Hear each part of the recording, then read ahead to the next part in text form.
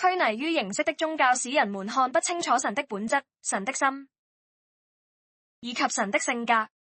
你知道嗎？當你能以正確的角度看待神的時候，當你能明白神如何以愛的眼光看着你，當你能明白神如何看待你的未來時，當你能了解神對你的心思意念時，你就會情不自禁地愛上耶穌，為耶穌火熱。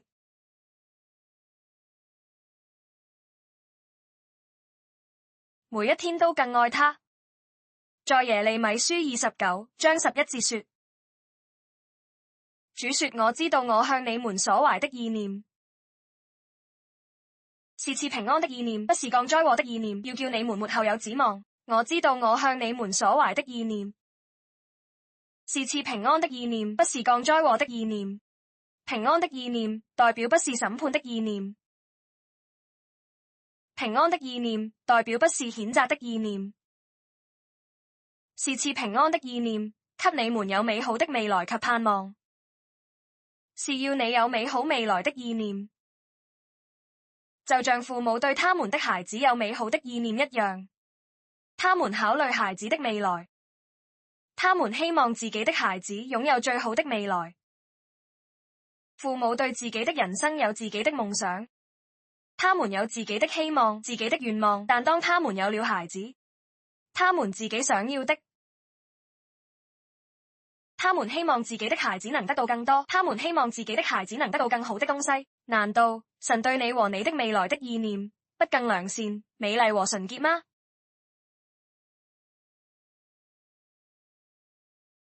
人們經常因為拘泥於形式的宗教，這宗教所帶來的迷霧，把我們屬靈的眼睛蒙上了一層陰影，以至於很多時候，我們認為我們與上帝是對立的，認為神不站在我們這邊，就像沒有看到神是如此愛我們的父親，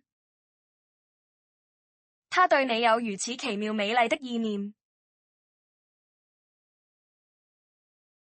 他樂於將你心中的願望賜給你，他樂於將祝福澆灌在你身上，他樂於使你充滿喜樂。你知道嗎？人們常常因為宗教的靈導致把自己與上帝隔離。他們這麼想：我覺得我很難與神建立關係，我覺得我對耶穌沒有熱情。這些想法將你自己與上帝分開，這些想法導致你不記得你是與神合一的。神住在你裡面，神站在你這邊，神不是在審判你，神在為你加油，神想給你最好的。神是如此的能理解和同情我們。我再說一遍，神是如此的能理解和同情我們。很多時候，宗教的聲音、宗教的靈、宗教的譴責，導致當人走在低谷時，在曠野季節時，把人推離開了神。在曠野的季節，我們會有低潮，我們只是人，我們有感情，我們有情感，我們不是機器人。因此，曠野的季節對任何人來說都不會令人愉快。在曠野中，你可以擁有平安、喜樂和滿足，但沒有人會說這過程是有趣的和愉快的。我們在生活中以及在與神同行的路程中會經歷不同的季節，在屬靈上，我們會經歷不同的季節。有些季節並不愉快。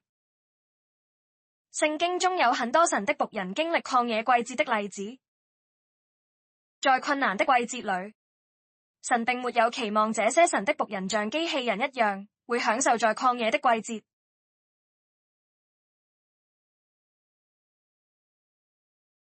那不是神所預期的。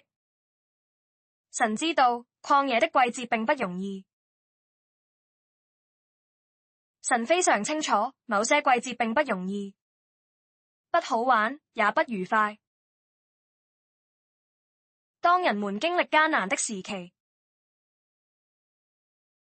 在等待的季節裡，自然而然，會失去一些熱忱、興奮。你仍然有平安，你仍然有滿足，你仍然有喜樂。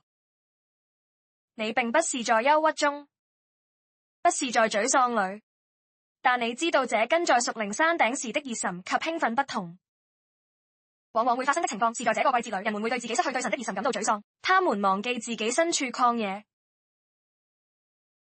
他們正處於一個不容易的季節，這就是他們的情緒與在山頂季節不同的原因。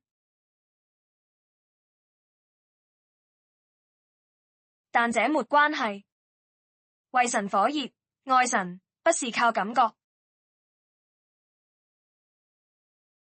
而是一個選擇，是一個契約。神看重的不是在每個季節裏你都要有某種感覺，神看的是你做的選擇。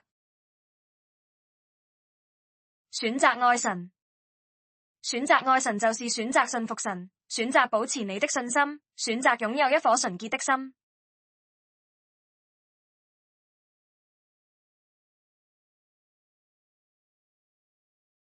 拒絕所有的雜質，如從魔鬼傳到你腦中的思想及感受，以及尚未改變屬肉體的慾望。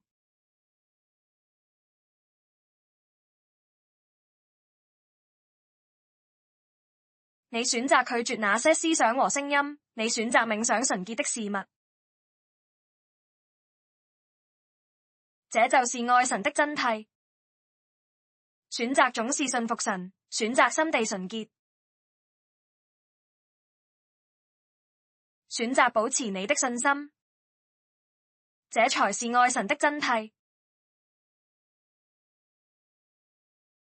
請注意，我沒有提到宗教儀式，真的就是如此簡單，信服神，擁有一顆純潔的心，持守你的信心，這些都不取決於你的感受，信服神不必取決於你的感受。